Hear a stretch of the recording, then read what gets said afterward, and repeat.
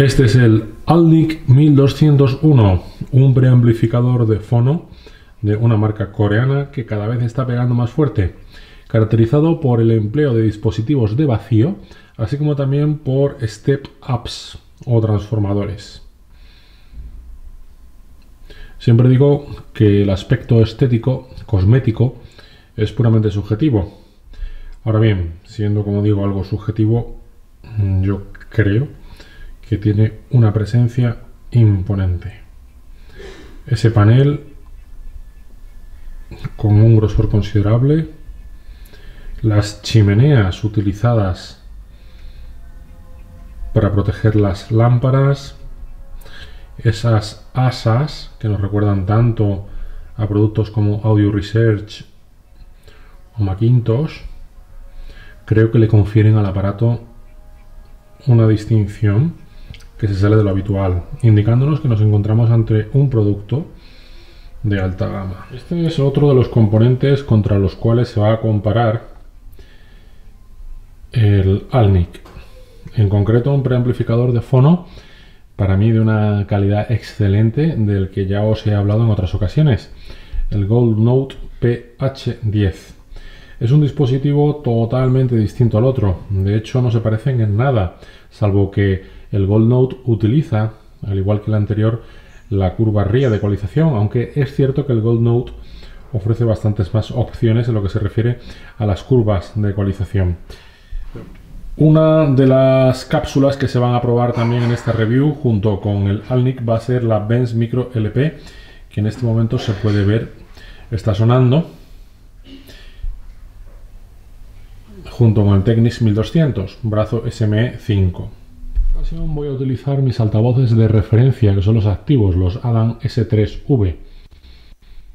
Tweeter de cinta, buffer de medio de 4 pulgadas, altavoz de graves de 9 pulgadas, tecnología Hexacom, y también asociados a un subwoofer de 18 pulgadas.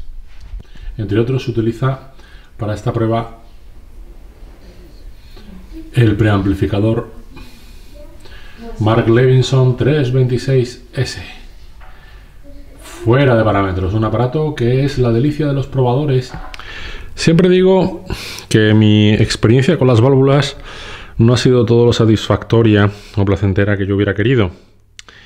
En concreto recuerdo algún par de encuentros, no diré que ingratos, porque tampoco sería acertado, pero sí que recuerdo una relación amor-odio con un Nagra PLP, así como también alguna experiencia no tan satisfactoria con un Audio Research Reference 3, una unidad de fono, al igual que la del PLP, de precios más que considerables.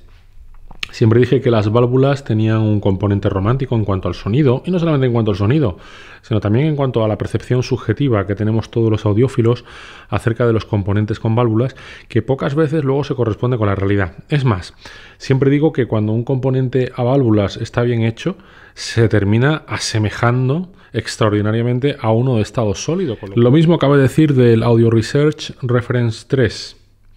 Además de soplar, además de tener un cierto componente de ruido algo molesto, cuando estabas escuchando música y sonaba el teléfono, una llamada de teléfono, se hacía notar muy claramente los altavoces. Eso hacía que la experiencia no fuese tan satisfactoria como debía ser. Después del Nagra PLP y después del Audio Research, a los que vengo haciendo referencia, mi experiencia con las válvulas, como dije, no fue todo lo satisfactoria ni grata que a mí me hubiera gustado, y terminé pasándome a los previos de fono de estado sólido.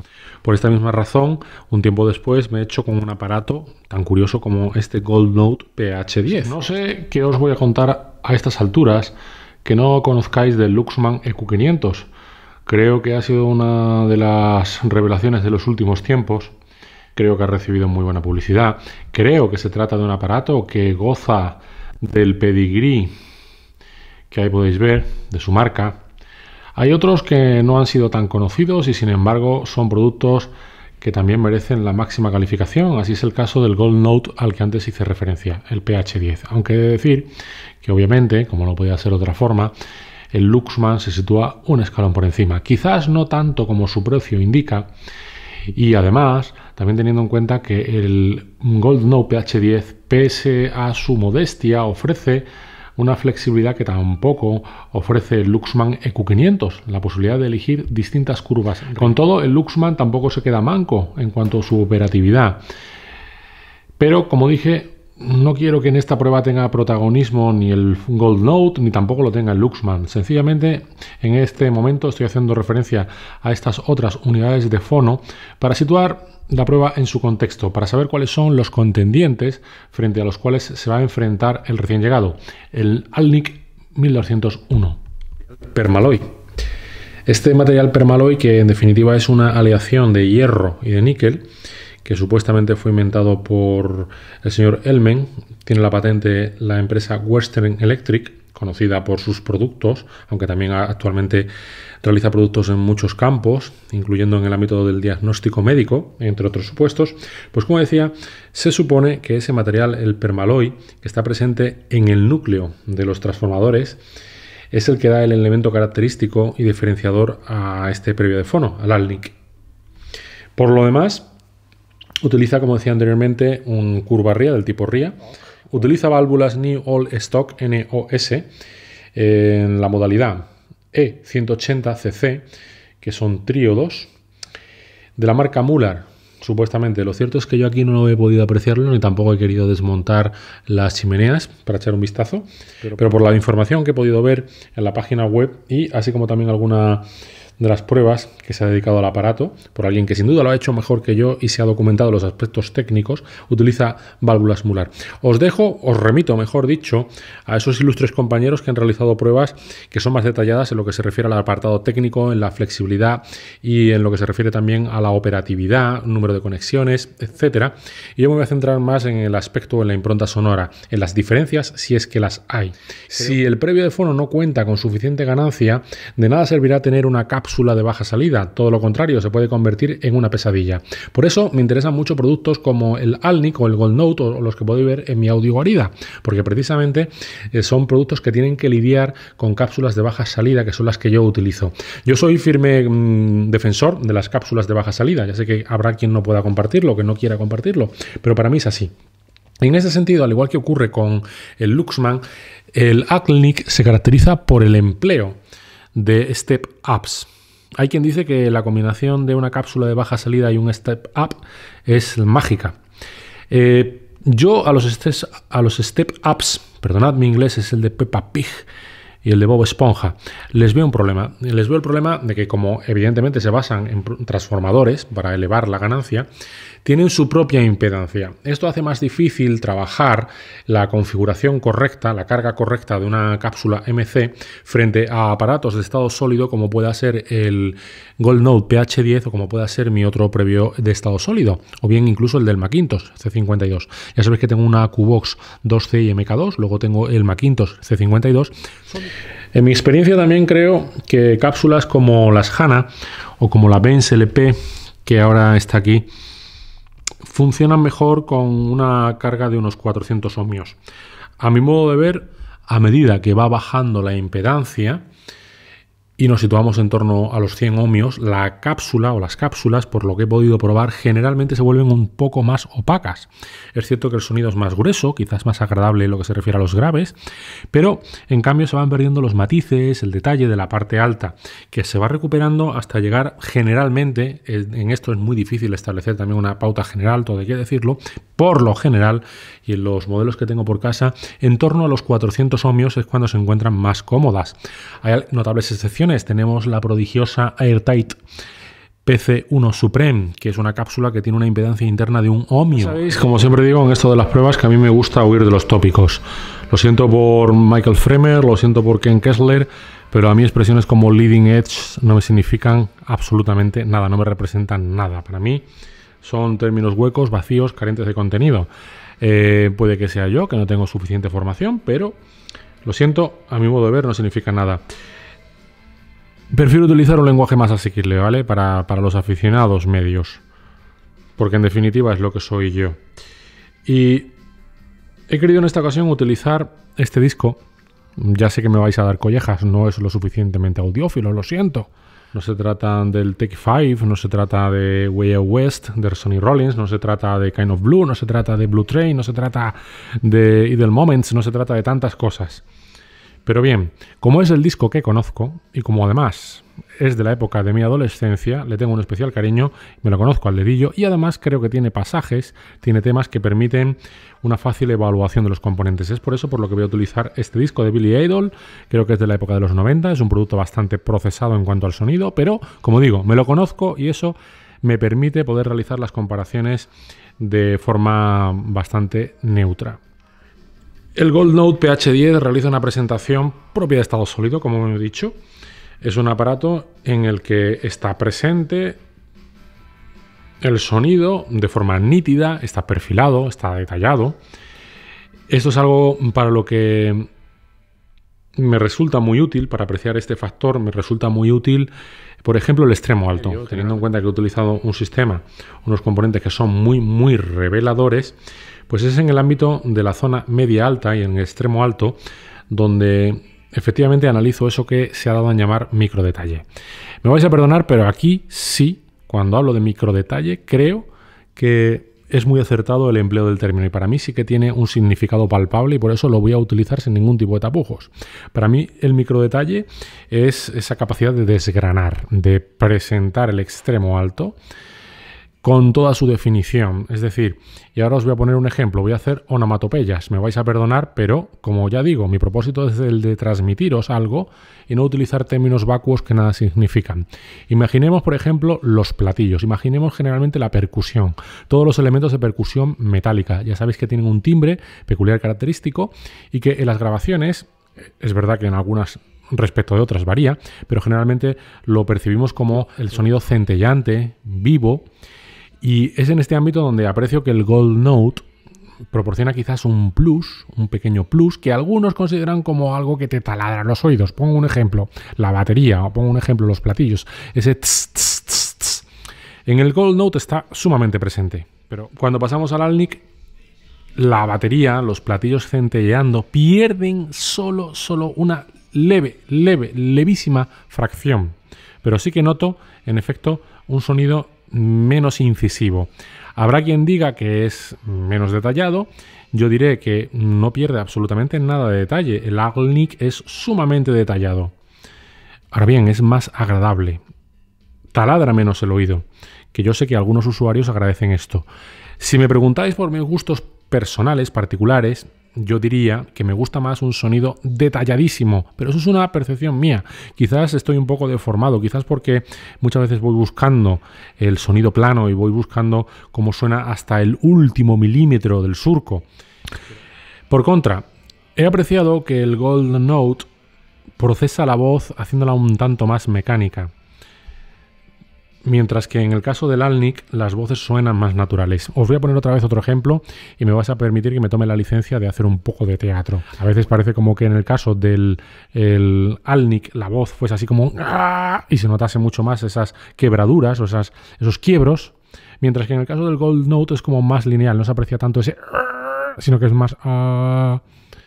Parece que la voz de Billy Idol me sonase más fiel, y eso que nunca lo he escuchado en directo, pero no sé por qué me da la percepción de que realmente esas inflexiones, esos quiebros de la garganta a los que me he referido, están en la grabación y los puedo escuchar con el Alnic, pero en cambio, con un periodo de fono que es más definido y más preciso como el Gold Note, no los escucho. Sonora, en términos globales tampoco podría decir que una escena sonora es más amplia, que una se estratifica mejor que la otra. Aquí sinceramente no me ha parecido encontrar grandes diferencias, salvo nuevamente, como diré, la voz. Pero en términos globales me ha parecido como el Gold Note tiene una presentación más seca, es más analítico, es más de estado sólido, aunque esto pueda parecer un tópico, no solamente en el detalle, sino también en los timbres. Me ha parecido a veces como que el timbre de la percusión es un tanto más seca. También en las cuerdas, en las guitarras, me ha parecido que el Alnic es un poco más generoso. Sí, quizás ahí esté aquejado de ese carácter meloso que habitualmente asociamos a la válvula, frente a la mayor precisión que tiene el PH. Pues después de haber probado el Alnic enfrentándolo al Gold Note PH10, le tocaba el turno al Luxman EQ500, la joya de la corona, como yo digo muchas veces. Desde luego en precio lo es. Le duplica el precio, por decirlo de forma rápida y sencilla. Creo que la fundamental diferencia que he encontrado entre ambos proyectos de fono se encuentra precisamente en el balance tonal, que se encuentra un tanto más desplazado en el caso del Alnic 1201 hacia la zona baja, o si quieres, la zona medio-baja. Y es que en efecto han sonado diferentes, he encontrado diferencias palpables, pero lamento defraudar a aquellos que piensen que puedo decir que uno suena mejor que otro. Es que en este caso creo que va mucho en función de los gustos, así como también de cuál sea la configuración del equipo de cada uno, fundamentalmente en lo que se refiere al binomio sala-cajas, porque, como ahora tendré ocasión de decir, es ahí donde principalmente reside la diferencia entre el Alnic 1200 y el Luxman EQ500. El Alnic tiene un grave claramente más rotundo. De que yo he utilizado para esta prueba un equipo claramente revelador. Se trata de unas cajas Pro, las Adam S3V, y además utilizo unos subwoofers activos de 18 pulgadas. Ya sé, alguno me querréis decir que eso no es audiófilo, lo siento, no lo comparto. Y es que, como decía, la diferencia fundamental que encuentro en este Alnic 1200 viene dada por la presencia del grave. El Alnic claramente tiene una presentación en graves más generosa, es más abundante. No es el tipo de grave que desborda, no es el tipo de grave que termina empastándolo todo, haciendo que emborrone y que sea desagradable, sucio. No, es un grave contenido. Y claramente más contundente que el del Luxman. El Luxman parece que es algo más tímido en la presentación del grave, más plana, y en el caso del Alnic pues se ha apostado por hacer el sonido, si quieres incluso admitiría el calificativo de más bonito, porque por momentos parece más agradable con el Alnic. Y en suma, lo que vengo a decir es que no por esto es mejor ni es peor. Habrá a quien le guste más, habrá quien incluso disfrute con ese grave más pegadizo, más redondo, más rotundo, y habrá quien en cambio pues prefiera una presentación un tanto más analítica, un sonido más finito, más delgado, como yo lo llamo. Siempre utilizo aquí en este caso el mismo calificativo, sonido delgado frente a sonido gordito.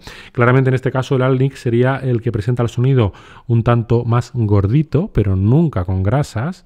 Veo que a nivel de micro detalle, ya lo sé, perdonadme por esta expresión audiófila, pero en este caso sí viene al uso. Pues precisamente, como decía, en el caso de micro detalle no aprecio que haya grandes diferencias, es decir, tan detallados uno como otro, se sitúan tremendamente cerca del estado sólido. Quizás el Luxman EQ500 sea más cercano al estado sólido, se sitúa en una esfera más cercana en lo que se refiere a la presentación en el detalle, a nivel de ser incisivo, preciso, analítico, si queréis. He visto como en el Luxman es más delgadita la baqueta. No es que pierda contundencia, sencillamente tiene otro timbre. Y esto ya digo que me satisface mucho. No creo que sea una cuestión de la ecualización, no creo que sea de la corrección RIA. Creo que está muy bien implementada en ambos casos. Sencillamente es fruto, como decía anteriormente, de la apuesta que ha hecho el fabricante por el Alnic, que ha querido hacerlo un tanto más bonito, un sonido más agradable, quizás no tan fiel ni tan analítico como pueda ser el caso del Luxman EQ500, y claramente se diferencian. Habrá, como digo, a quien le guste más uno y a quien le guste más el otro. Uno es más romántico, ya sé, lo sé, siempre se utiliza el mismo símil. Yo digo que es, en definitiva, un sonido como más pletórico. Está como más lleno el Alnic frente al Luxman. El Luxman adelgaza. Todo parece adelgazar con el Luxman. La voz parece irse un tanto al fondo. Es más detallada, claro que sí, pero se va al fondo. De todas formas, esto no es tanto una cosa que me pueda llamar la atención como algo que constato cada vez que pretendo utilizar una curva de respuesta en frecuencia plana. Ese efecto de atrasar voz, de hacerla más delgada, pero más rica en matices, siempre se asocia a la respuesta en frecuencia plana. Hace que todo suene más pequeñito, como yo digo, más delgado, más finito, pero con mayor presencia. Y precisamente esto es lo que aprecio en uno y en otro. Esto es ni más ni menos que la fundamental diferencia que he advertido al analizar y al comparar el Alnic con el Luxman EQ500. El Luxman está fuera de toda duda y el Alnic se sitúa en el mismo nivel. No podría decir realmente, siendo honestos, que es un previo peor. Ni podría decir tampoco que el Luxman EQ500 es mejor para el caso. Tenemos la opción económica, tenemos la opción del Gold Note, que está fuera de toda duda, es un previo excelente. El Alnic supone un plus frente al Gold Note, ciertamente, he de admitirlo. Y el Luxman y el Alnic pues están ahí. Cada uno tiene una apuesta, cada uno tiene una impronta, cada uno tiene su propia personalidad.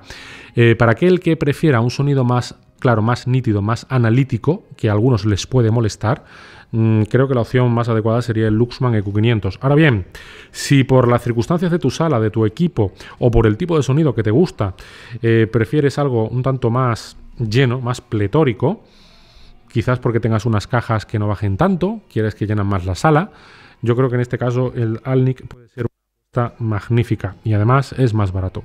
Un producto muy recomendable.